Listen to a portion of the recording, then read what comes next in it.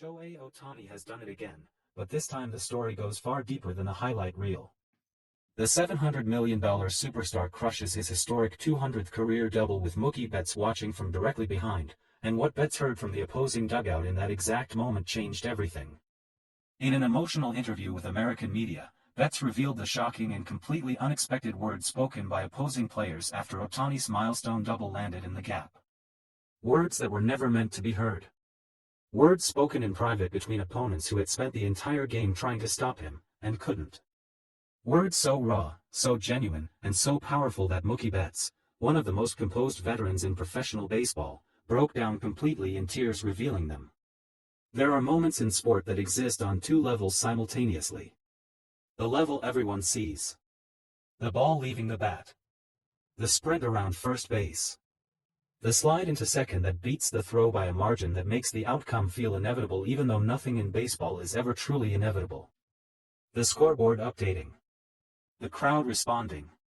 The moment becoming the kind of moment that highlight packages are built around, clean, visual, self-contained, requiring no explanation beyond the images themselves. And then there is the other level. The one the cameras almost never capture. The sounds underneath the crowd noise. The words spoken between people in the specific geography of a baseball field, the distances between dugouts and bases and positions that create pockets of conversation invisible to everyone watching from the stands or through a screen. The level where the real story lives. Mookie Batts was standing directly behind Shohei Ohtani when it happened. Close enough to hear the specific sound of contact, the sound that Ohtani produces when he hits a baseball perfectly, which is different from the sound any other player produces, deeper and more final, like a decision being made rather than a ball being struck. Close enough to watch the flight of the ball with the particular attention of a man who knew, before the outfielders began moving, exactly where it was going to land. The 200th career double. A milestone that exists in the specific category of numbers that matter not because of what they mean in a single moment but because of what they represent across the accumulated weight of a career. 200 doubles. The specific arithmetic of excellence maintained over time, not a single extraordinary performance but the product of thousands of at-bats, thousands of decisions, thousands of moments where the talent and the preparation and the competitive drive converged into something that ended with Ohtani standing on second base, having done it again. Batts saw all of it. From directly behind. With the best possible view of a milestone that the rest of the baseball world would process through footage and statistics and the analytical frameworks that modern coverage provides. But what Batts heard, what came from the opposing dugout in the seconds after that ball landed in the gap and Ohtani rounded first and slid into second, was not in any footage. Was not captured by any microphone. Was not part of any official record of what happened in that game on that day. It was words. Unexpected words. From the last place anyone watching expected them to come from. And when Mookie Batts sat down in front of American media and revealed what he heard, a man who has been in professional baseball his entire adult life, a man who has competed in World Series games and All-Star games and the highest pressure situations the sport can produce without allowing any of it to reach his eyes, came to tears. The baseball world has not stopped talking about it since. Before the words. Before the tears. Before the revelation that turned a statistical milestone into something that will be remembered long after the number itself has been surpassed. 200 career doubles is not an accident. It is not the product of exceptional circumstance or fortunate timing or the specific luck that occasionally elevates ordinary performance into extraordinary results. It is the product of a hitting approach so disciplined, so technically precise, so consistently excellent across every variation of pitching and ballpark and game situation that the accumulation becomes almost mathematical in its inevitability. Doubles require something specific from a hitter. They require the ability to drive the ball into the gaps, to recognize pitch location with sufficient accuracy and respond with sufficient bat control to direct hard contact to the parts of the field where outfielders cannot reach it in time. They require base-running intelligence, the split-second calculation of whether to extend a single into a double, whether the arm in right field is strong enough to attempt it, whether the score and the situation justify the risk. They require, in other words, the complete package. The full expression of what Ohtani is as a hitter, not just the power that produces home runs, not just the plate discipline that produces walks, but the comprehensive offensive intelligence that makes him the most complete hitter in the sport. 200 of them, accumulated across a career that has operated at the highest level of professional baseball, represents something that the number alone cannot fully communicate. It represents consistency. The specific, unglamorous, absolutely essential quality of showing up and performing at an elite standard, not just in the moments that everyone is watching but in the ordinary moments that form the foundation beneath the extraordinary ones. The opposing dugout understood this. And what they chose to do with that understanding produced the moment that brought Mookie Batts to tears. The interview began ordinarily enough. American media had sought out Batts for the kind of perspective piece that milestone moments generate, the teammates' view, the inside account of what it looked like from close proximity to watch Ohtani add another chapter to a career that has already accumulated more chapters than most players produce in a lifetime. Batts is a willing and thoughtful interview subject, capable of articulating the texture of professional baseball experience in ways that translate to audiences who have never set foot on a major league field. He talked about the milestone itself first. About what it meant in the context of Ohtani's offensive profile. About the specific at-bat that produced it, the pitch sequence, the contact, the flight of the ball. He described what it looked like from directly behind, from the perspective that gave him information that the standard camera angles do not provide. And then the interviewer asked the question that opened the door. What did you hear after it happened? Batts paused. Not the brief pause of a man organizing his thoughts, the longer pause of a man deciding something. Deciding whether to say what he actually heard.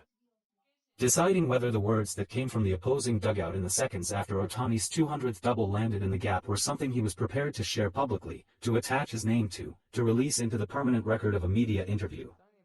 He decided yes. What followed changed the atmosphere of the interview completely.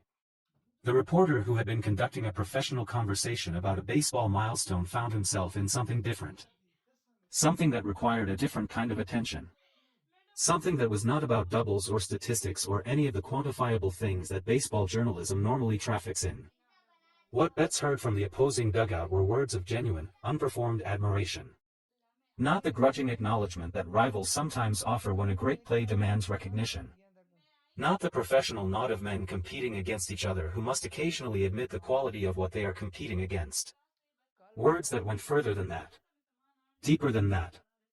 Words spoken between players on the opposing side, among themselves, not directed at Ohtani or at the Dodgers, not performed for any audience, that revealed what the players trying to get Ohtani out actually thought about him when the professional obligation to defeat him was momentarily suspended by the weight of witnessing something historic.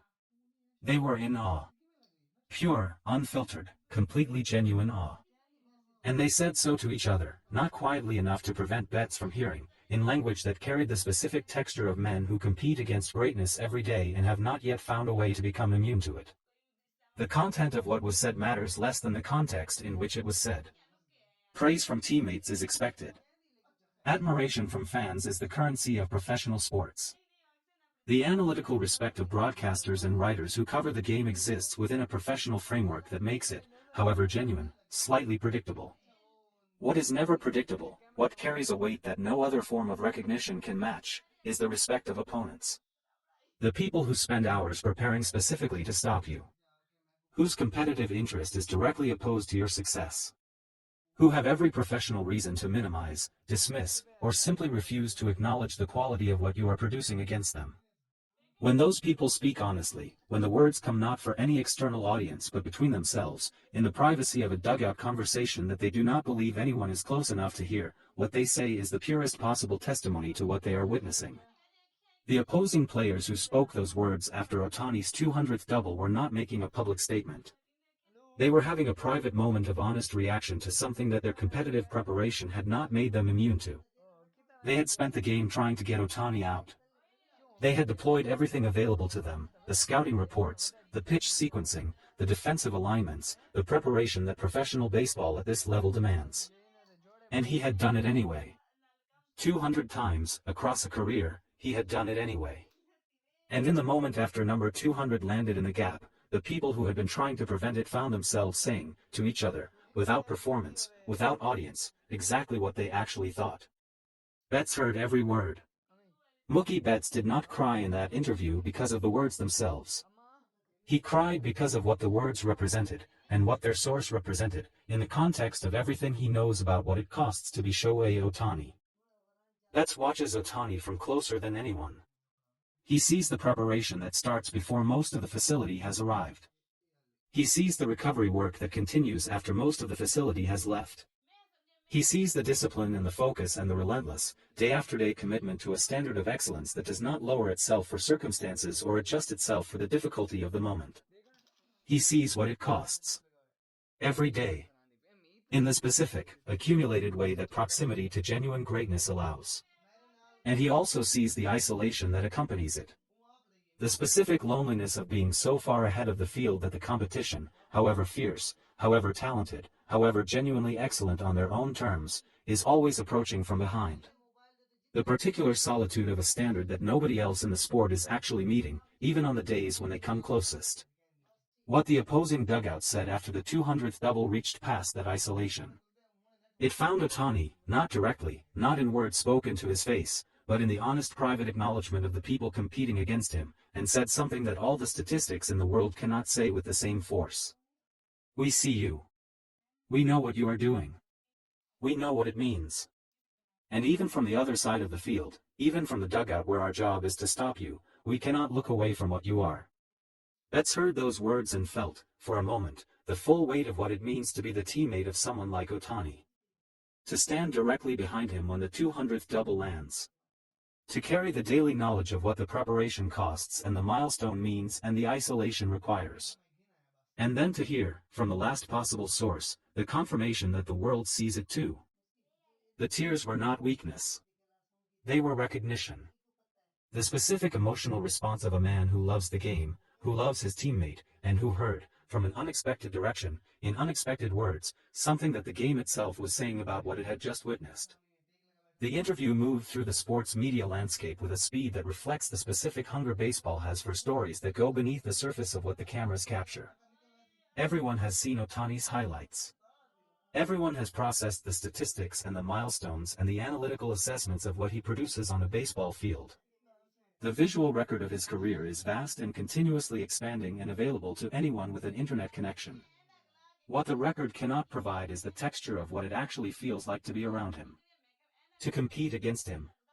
To stand on the field in the specific proximity of opposition and feel the reality of what he is doing at the ground level, without the mediation of broadcast angles and analytical frameworks. The opposing dugout provided that texture. Unintentionally. In words spoken between themselves that were never meant to be heard. Betts transmitted it, through his account, through the tears that arrived before he could manage them, through the specific authenticity of a man reporting something that genuinely moved him. And the baseball world received it with the recognition that accompanies genuine truth.